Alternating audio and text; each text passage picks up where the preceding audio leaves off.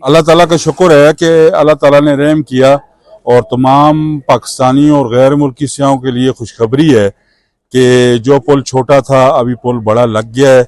उसमें 3 गाड़ियां भी गुजरती हैं, 4 गाड़ियां भी जो है गुजरती हैं।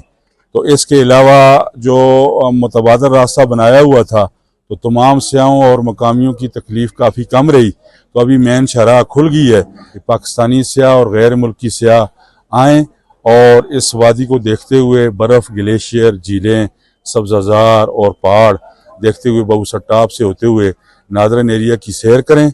और बड़ा अच्छा मौसम है और तमाम मेज़बान जो हैं और आप सबका बड़ी खुशी के साथ और बड़ी खुलूस और मोहब्बत के साथ इंतज़ार कर रहे हैं। और सारे इलाके में जो है ना खुशी की लहर है कि सड़क अच्छी तरह बहाल होगी और पुल भी अच्छी तरह बहाल हो गया।